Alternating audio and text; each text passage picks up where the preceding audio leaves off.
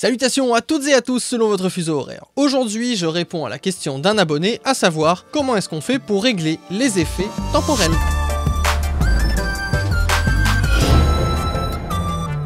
Ici Eliakim pour Cefa Productions et aujourd'hui on va découvrir un peu plus les différents paramètres des reverbs et des délais. L'utilisation des effets temporels fait grandement partie de l'étape du mixage, bien qu'elle peut être réalisée déjà au niveau de la production pour des raisons de sound design. Et cette étape peut s'approcher de mille et une façons différentes. Pour ceux qui voudraient apprendre un peu plus ce que c'est que les reverbs et les délais de façon globale, il y a une vidéo juste ici qui va vous donner un petit peu les grandes lignes de ce que c'est et à quoi ça sert. Pour aujourd'hui, on va se parler vraiment de la configuration des reverbs et délais et on va prendre une approche qui est concrètement comment est-ce que moi j'approche les reverbs et délais lorsque je mixe. C'est de loin l'une des étapes les plus créatives pour ma part et j'aime énormément ça. On peut l'utiliser autant pour créer de la profondeur dans le mix que pour créer des effets temporels assez spéciaux ou créer vraiment une ambiance étrange au milieu de la chanson. Dans cette vidéo, je vais présenter les différents paramètres et les différents types de reverb et de délai qu'on va retrouver le plus fréquemment dans la production. Mais surtout, sachez que chaque plugin a sa petite particularité et certains plugins, comme par exemple le Room Reverb de Studio One, offrent des options que je n'ai pas réellement retrouvées ailleurs, comme par exemple changer la taille de la largeur, de la hauteur et l'axe d'écoute du reverb. Je vais commencer par parler de deux concepts généraux qui s'appliquent autant au reverb qu'au délai et qui sont, entre guillemets, des bonnes pratiques. Premièrement, sachez que les reverbs ont tendance à placer la piste ou le signal plus en arrière dans le mix. C'est-à-dire qu'on va avoir l'impression que ça sonne plus loin. Si on ne veut pas donner cet effet, il va falloir configurer le reverb en fonction ou alors simplement utiliser un délai. Car le délai, lui, ne crée pas cette espèce d'effet de profondeur. Ou du moins, il le crée un peu moins. Deuxièmement, je le rappelle, les reverbs, il est préférable de les utiliser via un send. Créer un bus sur lequel on va placer notre reverb et faire un envoi du signal que l'on veut dans la reverb. Pourquoi? Parce que comme ça, on a un contrôle totalement libre et dissocié de notre signal principal. Si je veux faire un EQ particulier sur mon reverb, si je veux rajouter des effets comme de la saturation ou de la compression parallèle ou peu importe, eh bien je suis totalement libre de le faire sans jamais affecter mon signal de base et ça me permet tout simplement d'être plus versatile et d'avoir plus de contrôle sur ma reverb. Et pour cette première partie de vidéo, on commence avec les reverbs et les différents types de reverb. Premièrement, les halls. Les halls sont l'émulation de grandes salles de concert, comme par exemple les salles de concert où on va retrouver des orchestres ou des choses comme ça, très ambiants comme son.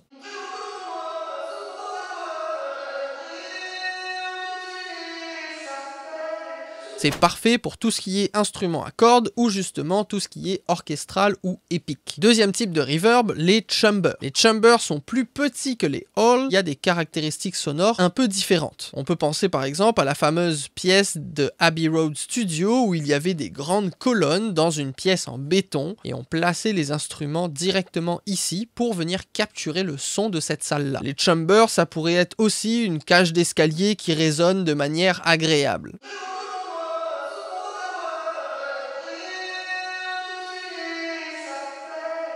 Généralement, un chamber bien placé et bien configuré, ça passe à peu près sur toutes les pistes. Ensuite, nous avons un room reverb. Le room reverb, lui, est l'émulation d'une pièce beaucoup plus petite, avec un peu moins d'écho et va être utilisé souvent sur les drums et la voix, les guitares, les pianos, pour créer ce petit sentiment d'avoir un espace un peu plus chaleureux, mais sans rendre la chose trop diluée dans un ensemble trop large.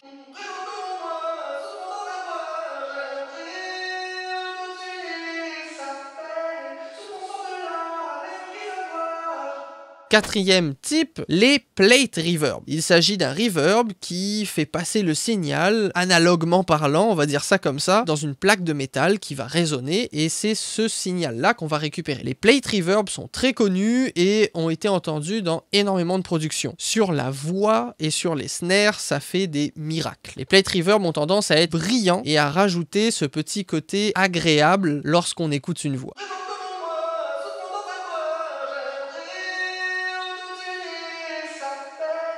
Et enfin, cinquième type de reverb, les spring reverb. Son nom l'indique, il s'agit d'un signal qui va passer au travers d'un ressort et c'est ça qu'on récupère à la sortie. Les spring reverb ressemblent un petit peu au plate mais avec un son beaucoup plus chaleureux. C'est très agréable sur certaines voix, très fréquent sur tout ce qui est guitare et ça donne un petit peu ce côté vintage.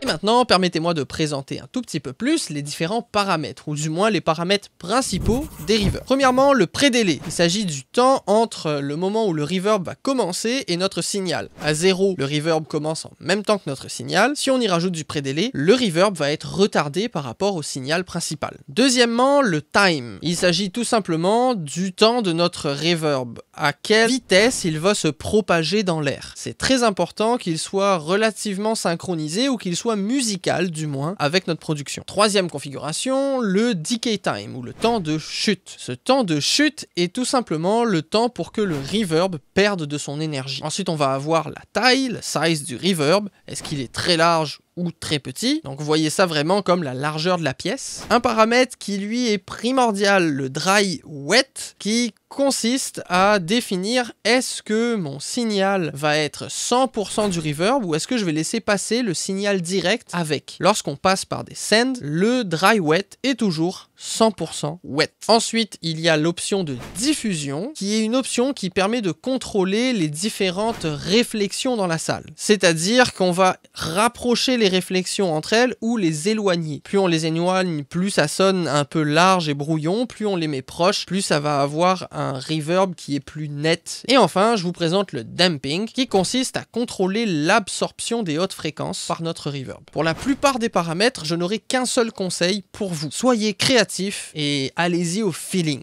Moi, je vais vous montrer comment est-ce que moi je fais, et concrètement, c'est pas mal comme ça que je l'approche. Regardons donc les différents paramètres des reverbs. Ici, j'ai un send qui m'envoie directement à cette piste-là, Verbvox, sur lequel j'ai un reverb de wave. Ici, je vais aller loader tout simplement mon preset par défaut et je vais aller me choisir le plate. C'est la première étape tout simplement parce que selon le reverb que je vais choisir ici, ça va changer la nature du signal. Je commence donc par écouter comment est-ce que le reverb sonne naturellement sans aucun traitement et sans aucun ajout, sans jamais toucher à la configuration qui est déjà là. Juste, je m'assure toujours d'avoir mon wet dry à 100% parce que j'utilise un send.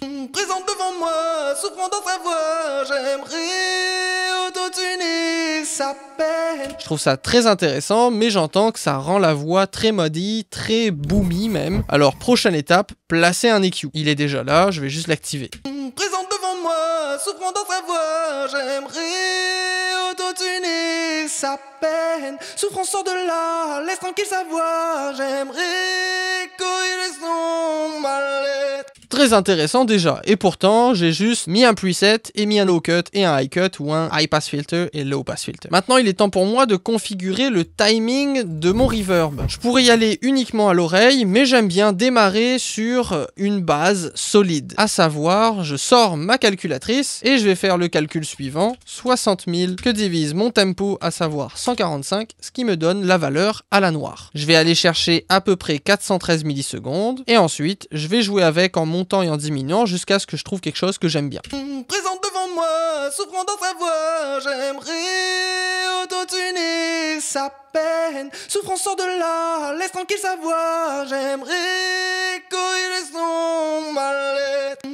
Et vous voyez que naturellement, je me suis arrêté autour des 87. 413 multiplié par 2, ça fait 800 quelque chose. Donc c'est pas mal la valeur d'une blanche rendue là. Ensuite, je vais décider est-ce que je veux un reverb qui soit décalé ou non avec le prédélai. Vous allez voir, ici, si je le mets à 0... Présente devant moi, souffrant dans sa voix. Le reverb est présent tout de suite. Tandis que si je rajoute du prédélai, mon reverb va être décalé de mon signal direct. Présente devant moi, souffrant dans sa voix, j'aimerais autotuner sa peine. À 160 de prédélai, c'est quasiment un écho avec un reverb tout de suite derrière. Et concrètement, comment je fais pour le régler? C'est purement au feeling. Présente devant moi, souffrant dans sa voix, j'aimerais autotuner sa peine. Souffrant sort de là, laisse tranquille sa voix, j'aimerais corriger son mal-être. présente. Ensuite, à partir de là, je vais peut-être jouer avec l'égalisation de mon reverb ici, ou avec le damping aussi. Vous allez voir, en écoutant, qu'est-ce que le damping fait concrètement. Présente devant moi, souffrant dans sa voix, j'aimerais autotuner sa peine. Souffrant sort de là, laisse tranquille sa voix, j'aimerais corriger son mal-être. Vous voyez que ça rend certaines plages de fréquences un peu plus résonantes que d'autres. Je vais aller récupérer un petit peu de gras, augmenter un petit peu ici. Et maintenant, à partir de là, il ne reste plus qu'à placer mon reverb dans le mix parce que concrètement, il est configuré. Comment est-ce que je fais ça? Je prends mon fader de mon scène, je le diminue au complet et vous allez voir que je vais tout simplement augmenter le volume comme ça jusqu'à ce que j'atteigne le son de reverb qui me plaît le plus. Présente devant moi, souffrant dans sa voix, j'aimerais autotuner sa peine. Souffrant sort de là. Je l'ai fait là en solo, mais il faut toujours valider dans le contexte du mix. Fait qu'on reprend avec le contexte du mix. Présente devant moi, souffrant dans sa voix, j'aimerais autotuner sa peine. Souffrant sort de là, laisse tranquille sa voix, j'aimerais corriger son mal-être. Et maintenant, je vais écouter avec et sans. Présente devant moi, souffrant dans sa voix, j'aimerais autotuner sa peine. Souffrant sort de là, laisse tranquille sa voix, j'aimerais corriger son... Ça rend la voix beaucoup plus large et plus chaleureuse aussi.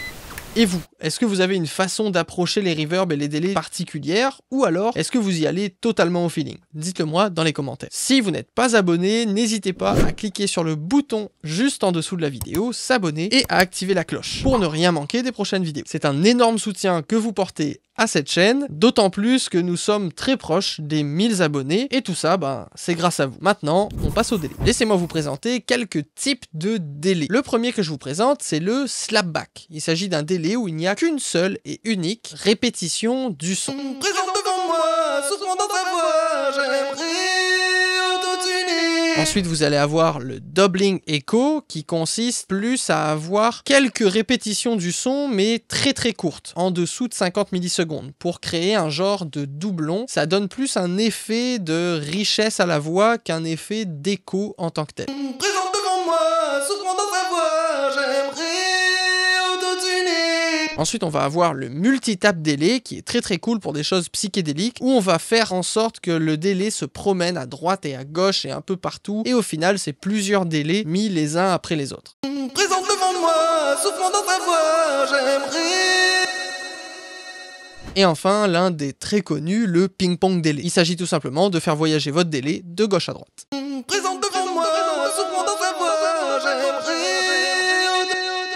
Pour les paramètres les plus importants des délais, on va focuser sur la durée du délai. Il s'agit de la valeur de temps avant que notre premier écho commence. Soit on peut le synchroniser au tempo de notre production, ou alors on peut y aller en millisecondes. Le feedback, lui, c'est le nombre de répétitions de notre écho. Est-ce que va y en avoir beaucoup ou pas beaucoup? Le dry wet, identique à celui du reverb, très important en wet pour un send. Les plugins de délai sont tellement différents les uns des autres que chacun a sa petite particularité. Alors moi, je vais vous en montrer un, le HDelay de Wave, et puis pour les autres, il faut apprendre tout simplement à les utiliser, bien que vous retrouverez des paramètres qui sont similaires. Lorsque je place un délai, je commence par choisir ma synchronisation, à savoir à quelle vitesse je vais me synchroniser. On va s'essayer sur du 1/4, donc une noire à 145 BPM. Et ensuite, j'écoute directement en m'assurant que mon dry wet soit à 100% comme d'habitude. Présente devant moi, souffrant dans sa voix, j'aimerais... Ensuite, je vais jouer avec mon feedback pour que ça accompagne un peu plus la production. Présente devant moi, souffrant dans sa voix, j'aimerais autotuner sa peine. Souffrant sort de là, laisse tranquille sa voix. Après, je vais regarder si c'est muddy ou pas. Et pour ça, à chaque fois, je vais y mettre un EQ. Et vous voyez qu'il ressemble pas mal à celui du reverb. Je coupe à 500 Hz, je coupe à 3000, low cut, high cut. Présente devant moi, souffrant dans sa voix, j'aimerais...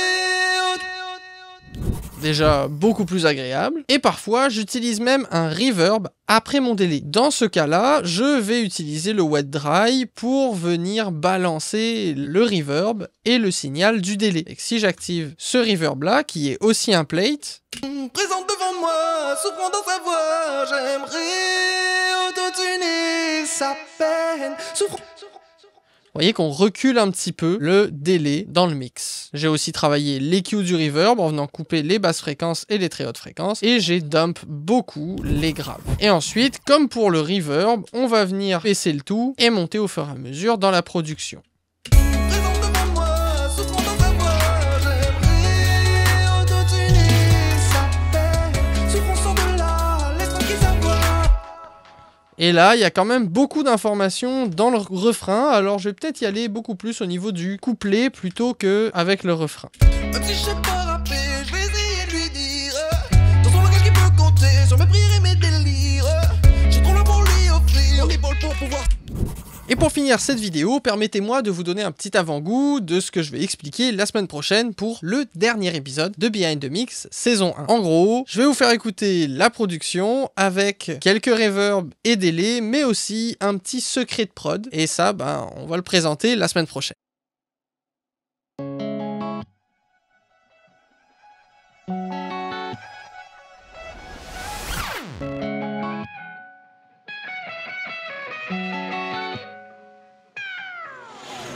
Je me suis retrouvé sans rien dire. Devant son visage et ses yeux tristes, ses cernes ont commencé à me parler. Avant qu'il n'essaye de me dire que tout commence à partir. C'est le plus drôle tous les jours. Tout est dur et lourd, le bonheur est sourd. Il encaisse les coups, il veut faire le parcours. Alors, même si je sais pas rapper, je vais essayer de lui dire dans son langage qui peut compter sur mes prières et mes délires. J'ai trop là pour lui offrir l'épaule pour pouvoir s'appuyer. Voici une prod rapide pour se rappeler qu'il faut pas lâcher, tu vas y arriver. Présente devant moi, souffrant dans sa voix.